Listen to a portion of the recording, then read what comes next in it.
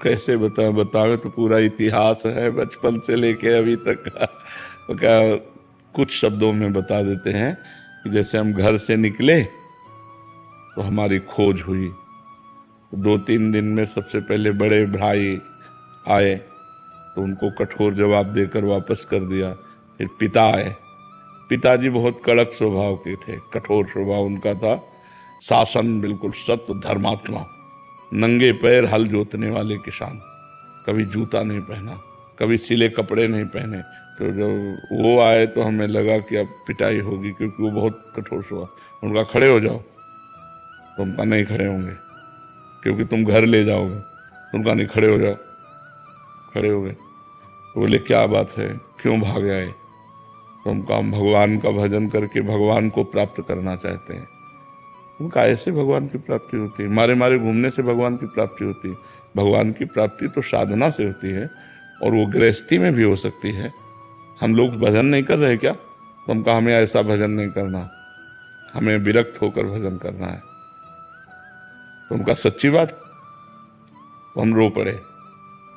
एक तो भय उनका, और दूसरा कि हमें घर न ले जाएं, हमें भगवान की प्राप्ति करनी है। पूर्व जन्म का कुछ ऐसा था कि जो हमें भगवान की प्राप्ति करने का चस्का लगा। कोई हम दुख या किसी समस्या से थोड़ी निकले। 13 वर्ष के बालक को क्या दुख, 9th क्लास में पढ़ रहे थे। तो पिताजी ने ऐसे गले लगाया, राम राम राम, वो स्वयं भक्त थे, ऐसे गले लगाया, 3 बार कहा राम राम राम, और कहा बेटा ऊसर में बैठोगे तो फूल बरसेंगे, जाओ हमारा आशीर्वाद है। लेकिन जिंदगी में अगर हमने ये सुना कि किसी माई बहन की तरफ तुम्हारी गंदी दृष्टि हुई, नहीं, गृहस्थी में चलो और भजन करो, और अगर बाबा जी बनो तो जीवन में कभी ये शिकायत हमें न मिले। तो हमका वादा करते हैं कभी शिकायत नहीं मिलेगी। तो उनका चलो हमारे साथ। और उन्होंने पहले सदगुरुदेव भगवान जिन्होंने हमें वर्ण किया अपने शिष्य के रूप में, उनके पास ले गए। और सैमसी में रहते थे, एक पर्णकुटी बनाकर रहते थे। मंदिर बना, आज भी मंदिर बना हुआ सैमसी में। गुरुजी से कहा, उनका देखा, बोले कैसे आना हुआ? बोले स्वामी जी ये लड़का कह रहा हम बाबा जी बनेंगे। तो उनका कोई बात नहीं, एक छोड़ दो, 1 हफ्ते में भाग के घर आ जाएगा या तो बाबा जी बन जाएगा।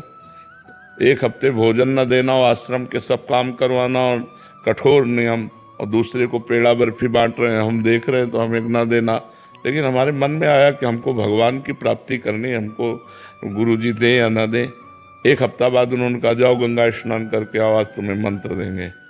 फिर उन्होंने हमको शिव मंत्र दिया। उसी शिव मंत्र के जप के और गुरुजी ने केवल हमको यही बताया कि बेटा जितना जपोगे उतना ही तुम्हारे अंदर ज्ञान प्राप्त होगा। बस हमारे को गुरुजी की वो बात बैठ गई कि मेरा काम है हर समय इसी मंत्र का जप करना। तो जब हम अपवित्र होते तो शाम में सदाशिव जपते, और जब पवित्र होते तो गुरुजी ने जो मंत्र दिया था शिव भगवान का, वो मंत्र जपते। 2 साल में गुरुजी पधार गए, फिर अनाथ हो गए, क्योंकि परमार्थ का मार्ग चलना बड़ा कठिन है। कोई साथी तो चाहिए ना हमें बताने वाला। अभी 13 और 2 15 की आयु हुई तो एक संत आते थे, सुखदेवाश्रम जी महाराज। उनसे हमने कहा महाराज जी हमारी जवानी और की तरफ कदम बढ़ रहे हैं, और हमें हमारे गुरुजी अंतर ध्यान हो गए, हम चाहते हैं आप कृपा करें और मुझे आगे का मार्ग। फिर उन्होंने आगे का मार्ग महावाक्य और ये दिया। तो कुछ ही समय, लगभग 6 वर्ष 7 वर्ष वहाँ रहे। इसके बाद गंगा का किनारा पकड़ लिया। घोर विरक्ति, 1 रुपया कभी जीवन में नहीं रखा, ना आज है हमारे पास, ना आज है और ना जीवन में रखा। जैसे जीवन में थे वैसे ही। अंतर बस ये हो गया, पहले एकांत रहते थे, अब समाज में रहते हैं। पहले भरण पोषण आकाश वृत्ति के द्वारा होता था, आज भी भरण पोषण आकाश वृत्ति के द्वारा ही होता है। किसी से मांगना नहीं, कोई यहाँ फीस नहीं, अपने आप जो आ जाए उसी से भरण पोषण सबका होता है। भगवान की कृपा से जब काशी पहुँचे तब लगा जीवन का यही स्थान है, आजीवन काशी वास करो। घाटों में वास करते थे, किसी आश्रम में नहीं। ऐसे करने का स्वभाव नहीं था। तो जो हमारे सामने आ जाता, इसलिए कई दिन भूखे रहने पड़ते। वो सब कष्ट सहते हुए फिर काशी में ही हमको भगवान की प्रेरणा हुई। लाश कैसा होगा वृंदावन, और वहीं से विधान बना। इतने में 20 वर्ष कम से कम व्यतीत हो गए होंगे, जितनी बात बता गए सारांश में बता।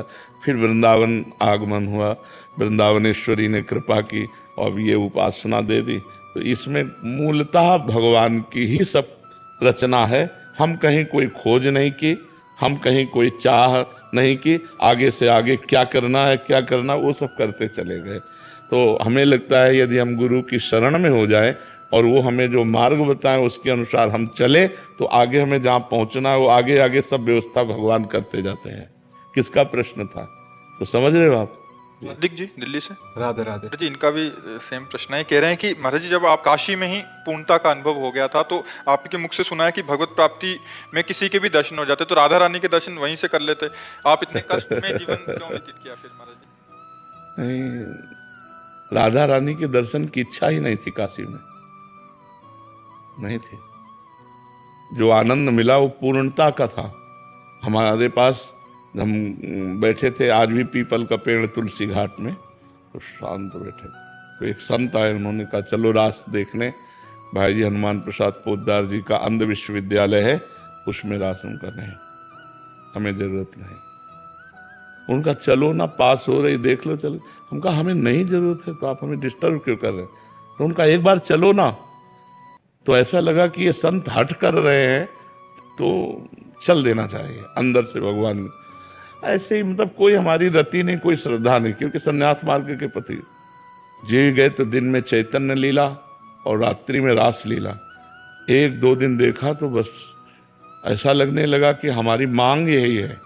एक महीना देखा तो लगा अब हम जी नहीं पाएंगे। तब हुआ कि चलो वृंदावन, रास देखने के लोभ से कि वृंदावन में रास होता रहता है, अब हम रास के बिना जी नहीं सकते, तो हमको ऐसे वृंदावन ला। हमें ये नहीं था कि मुझे राधा रानी के दर्शन करने हैं या मुझे राधा रानी की उपासना करनी है, ऐसा बिल्कुल नहीं था। हमारा तो बस भगवान शिव में अनन्यता थी और वही। आपको शिव जी के दर्शन तो वहीं पे हो गए थे, जी। तो जैसे आपने सत्संग में बताया था, जी। तो आपने बताया था कि जब एक बार दर्शन किसी भगवान के हो जाए जी। तो हम चाहेंगे तो किसी भी रूप का चाह सकते हैं। हाँ। तो जब आप तो हम चाह कैसे हो? चाह तो वृंदावन ने प्रकट की, वही तो आपको बताना चाहते हैं। प्रियाजू के मिलन की चाह तो वृंदावन ने प्रकट की, प्रियाजू के लालजू की लीला की चाह तो वृंदावन ने प्रकट की। ये मेरी चाह नहीं थी, ये तो वृंदावन की चाह थी। वृंदावन की चाह विश्वनाथ जी ने प्रकट की, चलो वृंदावन। वृंदावन आए, अब वृंदावन का जब रंग चढ़ा तब ये बात आई, उसमें ऐसा नहीं होता। अच्छा महाराज जी आ गए आप, नहीं तो हम सब तो भगवान का